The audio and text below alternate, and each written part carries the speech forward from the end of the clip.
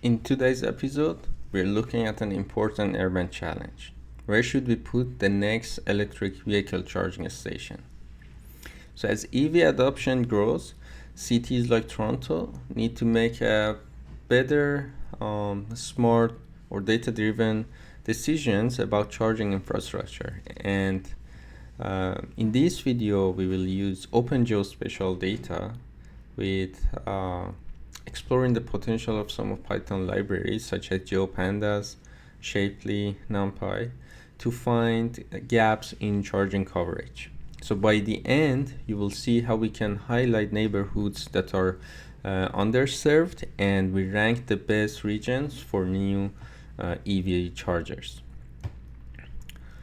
So now let's dive into the code, and don't worry, I'll walk through each step and explain the geospatial logic behind it. And if you would like, you can explore the notebook yourself. The full code is available on my GitHub repository, and I'll put the link down in the description.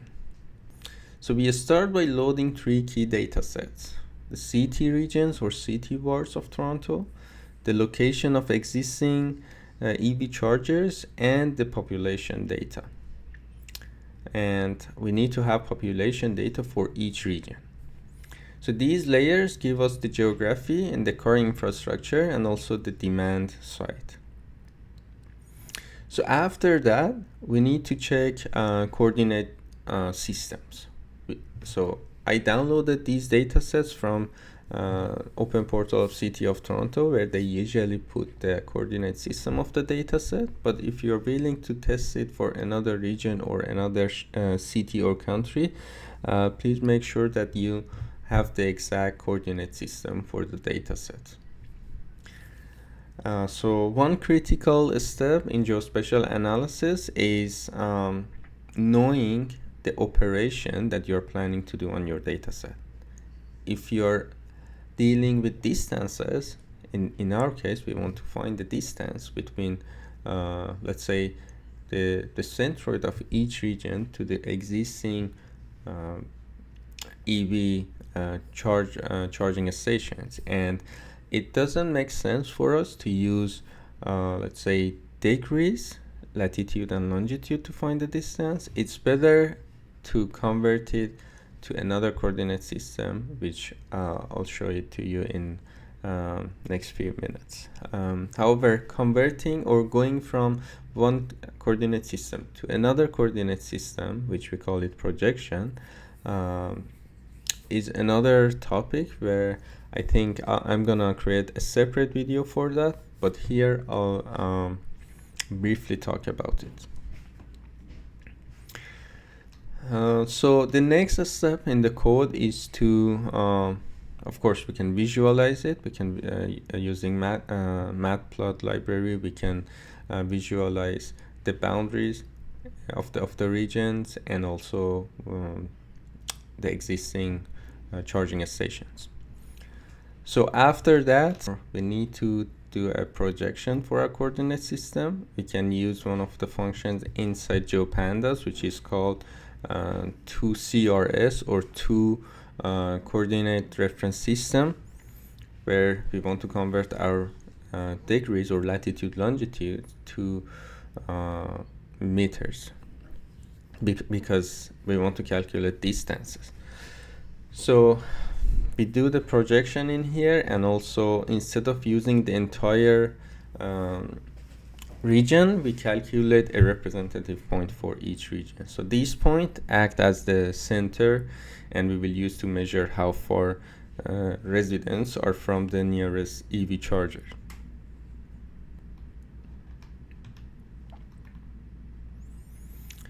So next, with GeoPandas, we use sjoin_nearest to find the closest charger for each region center, and we calculate the distance in meters.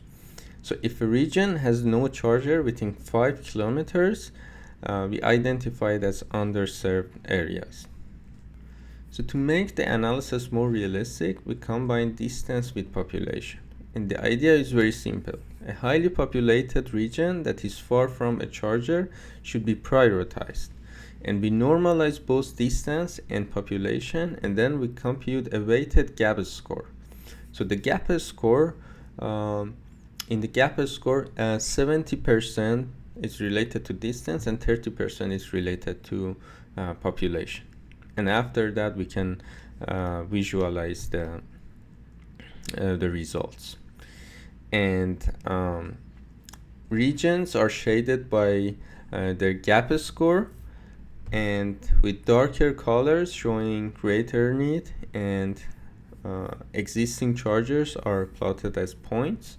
And we also produce a ranked table of top wards that should be considered for new stations, where you can see it in this table.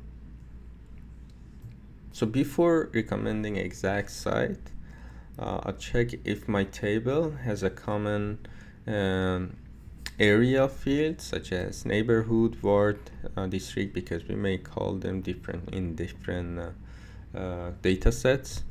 So if it does, I group by that column and compute 4 metrics.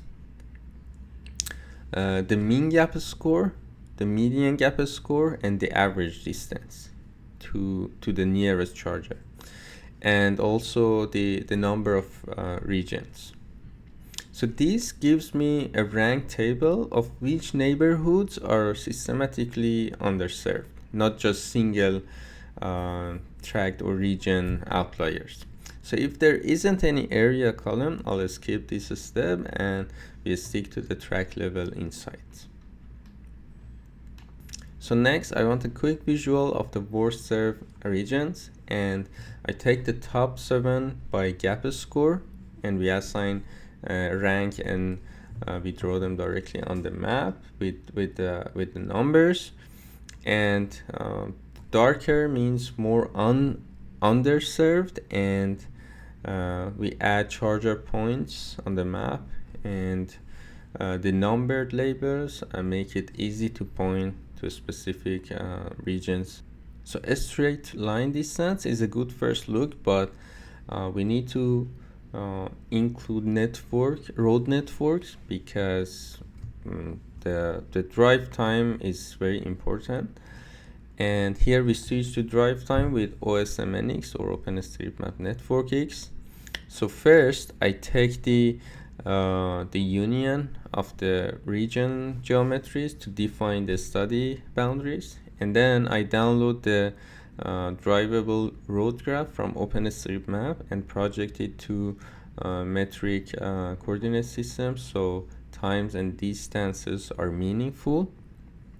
And OSMNX infers edge speeds where they're missing and computes travel time per edge, and that sets up to measure realistic accessibility by car.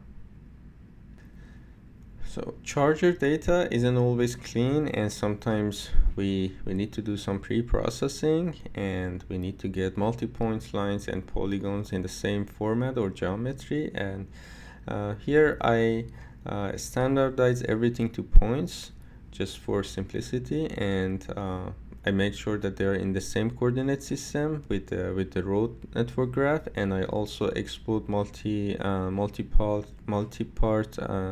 geometries, and I convert them into representative point. All the points to representative points.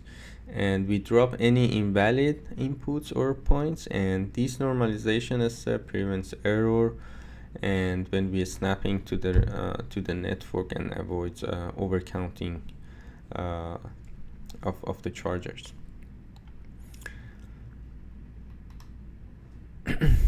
Now I project region representative points to the graph coordinate system, or graph CRS, and snap both reps and chargers to their nearest road nodes. And with that done, I run a multi-source digester from all charger nodes at once, using travel time as the weight.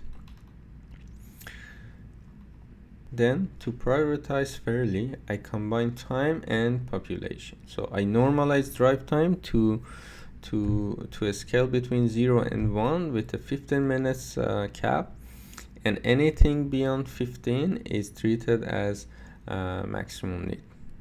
So if population was a normalized area, I do it here, then I compute a new gap score 70% for drive time and 30% for population, similar as what we had before in the previous section. So this way, a dense area with long travel times floats to the top, which is usually what planners want to focus on. So finally, I map minutes to the nearest charger, and lighter is faster, darker is slower. And then I sort the new gap score and display the top 15 regions with their drive time and population. And that's the whole point. Network-aware accessibility change the story and leads to more realistic decisions. That wraps up today's geospatial tutorial on finding EV charging gaps in Toronto. The full notebook is available down in the description. Please let me know in the comments what other geospatial problems you would like me to explore, and thanks for watching, and see you in the next episode.